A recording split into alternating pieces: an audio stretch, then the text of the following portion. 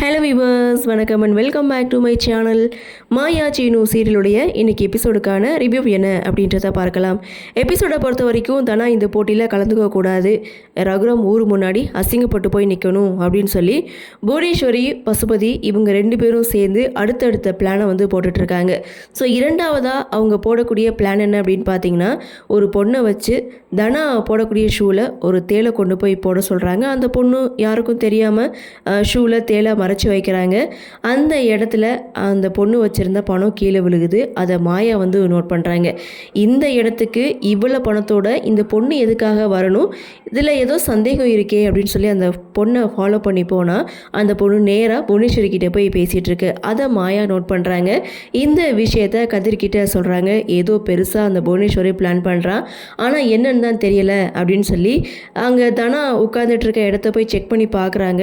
ஆனால் அவங்களுக்கு எதுவுமே கிடைக்கல. தனாத்துடைய அம்மா கிட்ட ஃபோன் பேசி முடிச்சுட்டு ஃபோனை கொண்டு வந்து மாயா கிட்ட கொடுத்துட்டு அந்த ஷூவை எடுத்து போட போகிறாங்க. அப்போ மாயாவுக்கு சந்தேகம் வந்து அந்த ஷூவை செக் பண்ணி பார்க்குறாங்க. அதில் இருக்கக்கூடிய தேல் பார்த்திங்கன்னா மாயாவை கொட்டிடுது. இதனால கதிர், தனா 2 பேருமே பதறி போகிறாங்க. அந்த ஷூவில் என்ன அப்படி இருக்குன்னு கதிர் செக் பண்ணி பார்க்கும்போது தேல் இருக்குது அப்படின்னு சொன்னதுமே தனா ரொம்பவே பதறி போயிட்டு மாயாவை ஹாஸ்பிட்டலுக்கு கூப்பிடுறாங்க. ஆனால் மாயா இல்லை, நீ போட்டியில் கலந்துக்க, இங்கே டாக்டர்ஸ் இருப்பாங்க, நான் போய் செக் பண்ணி பார்க்குறேன்னு சொல்லிட்டு கதிர், மாயா 2 பேரும் அங்கேருந்து போகிறாங்க. இந்த பிளானில் இருந்தும் தனா தப்பிச்சிட்டா அப்படின்ற விஷயத்த புவனேஸ்வருடைய எடுபடி புவனேஸ்வரி கிட்ட போய் சொல்ல அடுத்த ஒரு பிளானை வந்து போடுறாங்க. புவனேஸ்வரி அந்த எடுபடி கிட்ட ஒரு ஸ்ப்ரே எடுத்து கொடுத்து, இதை தனாவுடைய கண்ணில் எப்படியாவது அடிச்சு விடு, அவளுக்கு கண் எரிச்சல் ஏற்படும், அப்புறம் இந்த போட்டியில் அவளால் ஜெயிக்கவே முடியாதுன்னு அடுத்த ஒரு திட்டத்தை போட புவனேஸ்வருடைய எடுபடியும் நேராக தனா பக்கத்தில் வராங்க. தனாவும் மாயாவுக்கு இப்படி ஆயிடுச்சு அப்படின்னு சொல்லிட்டு கண்ணை மூடி கடவுளை வேண்ட அந்த சமயம் பார்த்து அந்த எடுபடி அந்த ஸ்ப்ரேயை தனா முகத்தில் அடிக்கிறாங்க. ஸோ தனா கண்ணை திறக்கும் போது அவங்களுக்கு பயங்கரமாக கண் எரிச்சலாகுது.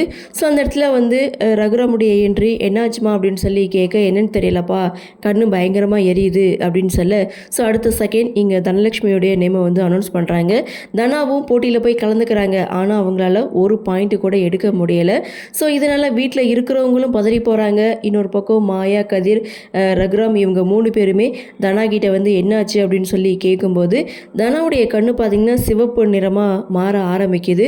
ஸோ இதை பார்த்த ரகுராம் வேகமாக ஓடி வந்து அங்கே இருக்க ஏதோ ஒரு இலையை வந்து பறிச்சுட்டு வேகமாக அதை கசக்கி தனாவுடைய கண்ணில் வந்து ஊற்றுறாங்க. ஸோ 2 நிமிஷம் அதை அப்படியே கண்ணை மூடி அப்படின்னு சொன்னதும் அங்கே தனாவும் 2 நிமிஷம் கண்ணை மூடுறாங்க. ஸோ இன்னொரு பக்கம் பார்த்திங்கன்னா தனாவுக்கு கவுண்ட் டவுன் ஸ்டார்ட் பண்ணுறாங்க. ஸோ அவங்களுக்கு 10 நிமிஷம் தான் டைம் கொடுத்துருப்பாங்க.